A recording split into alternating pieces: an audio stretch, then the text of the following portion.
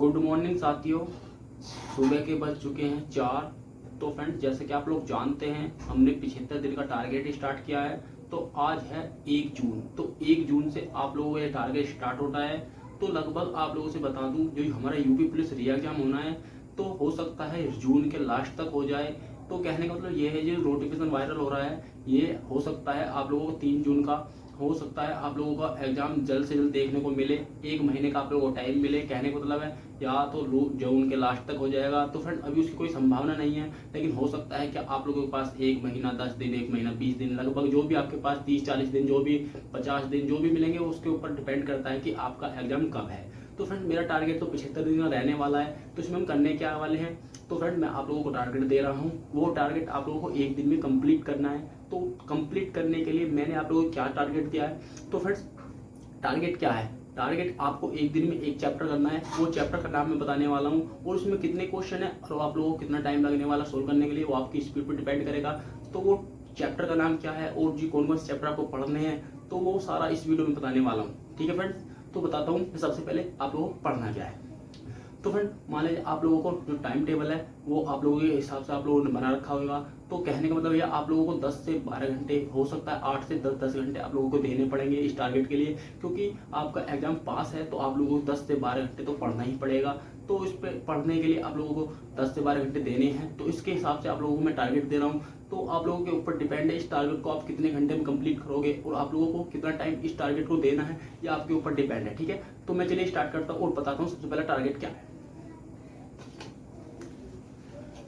तो friend, target है हमारा 1 दिन में 1 चैप्टर करना है। तो रीजनिंग में आप लोगों को कौन सा चैप्टर पढ़ना है, आपको पढ़ना है, तो आपको पढ़ना है सांद्रता। तो इसमें आप लोगों को 80 क्वेश्चन है। सांद्रता का चैप्टर कौन सा होता है, वो इस तरह से होता है, जैसे मान लीजिए आप लोगों को, जैसे मान लीजिए इस तरह से क्वेश्चन आते हैं कि A B C और उसका संबंध दे देगा किसी और से। तो कहने का मतलब ये एक दूसरे से मिलाना करना होता है। तो इस तरह के जो हमारा चैप्टर होता है उसका नाम होता है सांद्रता। तो सांद्रता का चैप्टर है, उसमें 80% है, जो मैंने आप लोगों को बुक बताई थी। तो उस बुक में आप लोगों को 80 क्वेश्चन करने में लगभग, अगर आपको पहले कभी पढ़ा हो या आपका थोड़ा माइंड ठीक है या आपकी सोचने की क्षमता ठीक है, तो लगभग आप लोगों को आधा घंटा या 1 घंटा लगभग लगने वाला है। ठीक है, और आपकी डिपेंड करेगा या आपकी मेमोरी पर कि आप कितना तरह से सोच रहे हो और किस तरह से सोच रहे हो, तो वो आपकी डिपेंड करेगा आपकी मेमोरी पर। तो इसलिए मैं कहूँगा तो इसमें 1 से 1.5 घंटा आप लोगों को लग जाएगा। ठीक है, फिर बात करने वाले हिंदी की। तो हिंदी में क्या पढ़ना है, आप लोगों को 1 दिन में 1 चैप्टर पढ़ना है और आप लोगों को कम से कम हिंदी के लिए भी 2-3 घंटे देने पड़ेंगे, क्योंकि आप लोगों का एग्जाम जल्दी है, क्योंकि आपका जो स्कोर बढ़ाएगा वो हिंदी बढ़ाएगा। तो कहने का मतलब ये आप लोगों को जितनी हिंदी पढ़ोगे उतना अच्छा रहेगा। लेकिन मैं आप लोगों को 1 दिन में 1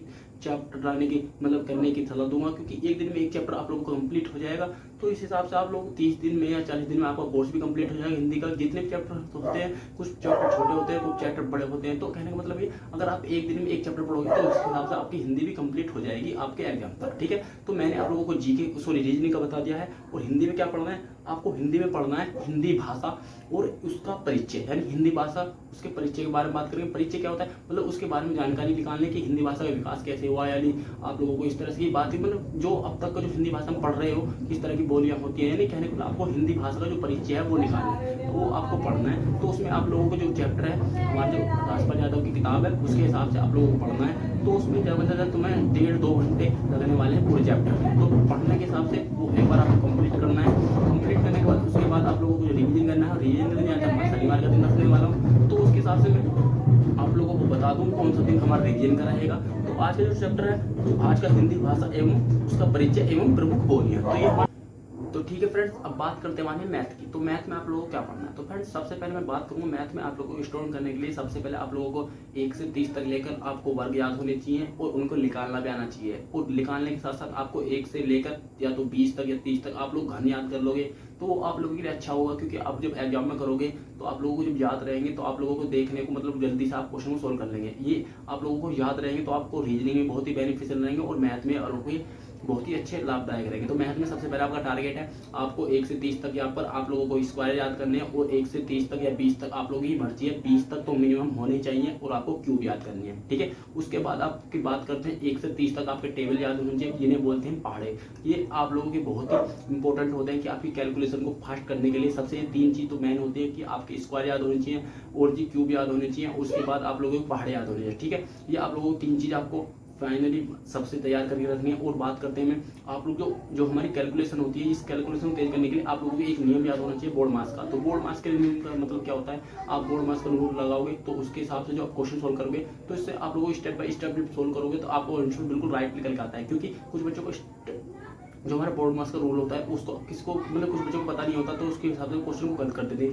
यानी बोर्ड मास का रूल में क्या होता है, उसमें एक नियम होता है, जो नियम जैसे कि बोर्ड मास का रूल के जैसे कि सबसे पहले हम ऑफ का यानी ऑफ को करते हैं, उसके बाद डिवाइड मतलब कहने का मतलब ब्रैकेट से मतलब उसका एक क्रम होता है। उसको अगर आप सीखना चाहते हैं तो आप मेरी प्लेलिस्ट में जाकर आप मेरा बोर्ड मास कर रही हूँ मतलब वर्ग निकालना बोर्ड मास मैंने सब चीज़ पढ़ाया हुआ है, आप लोग वहाँ से जाकर देख सकते हैं। तो और बात करने वाला हूँ फिर आपको क्या पढ़ना है, तो आप लोगों को बेसिक कैलकुलेशन भी आनी चाहिए, जैसे कि गुणा भाग जोड़ घटाव के सवाल जो नॉर्मल इस तरह के क्वेश्चन आपको शुरू में आने चाहिए। आने वाले समय में आप लोगों को जैसे जैसे प्रैक्टिस करोगे तो आपके बाद जो जब मैंने प्रैक्टिस कैलकुलेशन हो जाएगी उसके बाद हम चैप्टर स्टार्ट करने वाले हैं। सबसे पहले 1-2 दिन आप लोगों को सिर्फ बेसिक कैलकुलेशन पर ही ध्यान देना है, ठीक है। और बात करने वाले हैं सामान्य ज्ञान।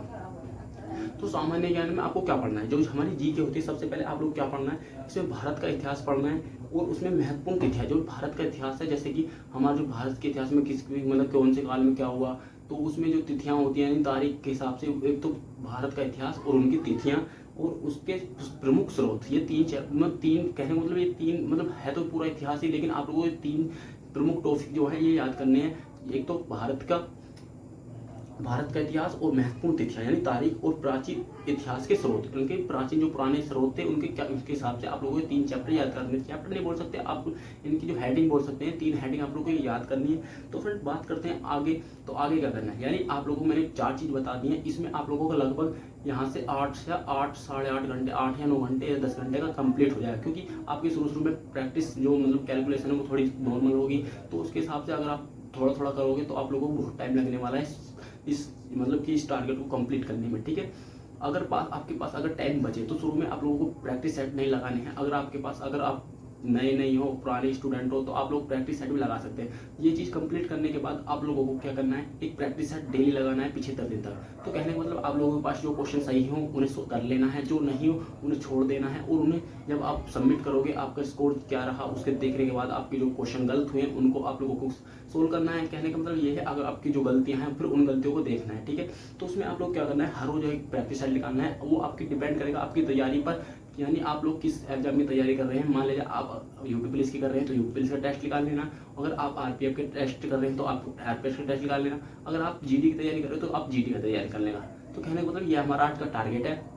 तो लगभग ये मेरा जो है 8 से 12 मतलब 8 से 10 घंटे का टारगेट है। अगर आपके पास ज़्यादा टाइम है तो आप लोग कुछ एक्स्ट्रा भी पढ़ सकते हैं, लेकिन मैंने जो टारगेट दिया है ये लगभग 10 से 12 घंटे का होने वाला है, क्योंकि इसमें आप लोगों को कुछ चीज़ें ऐसी भी हैं जो आप लोगों को टाइम लेंगी, जैसे मैथ के कुछ मतलब कि जो हमारे रीजनिंग सवाल होते हैं आप लोगों को अगर पीछे नहीं देखोगे मतलब सोल्यूशन नहीं देखोगे और उसमें दिमाग लगाओगे तो आपकी मेमोरी थोड़ी तेज हो जाएगी।